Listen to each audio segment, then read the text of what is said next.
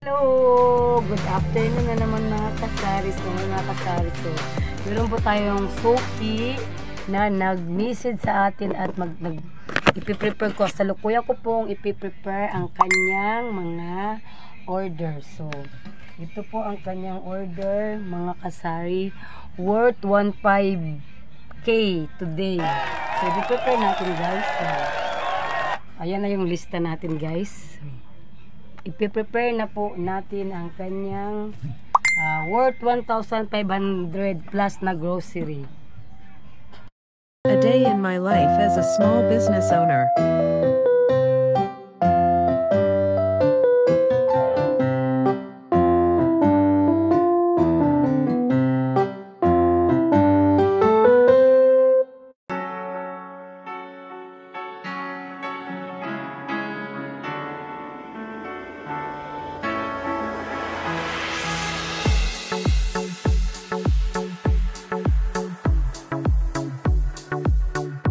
Tama, wala pang masyadong bibili. So, ipiprepare po natin ang order ng ating suki.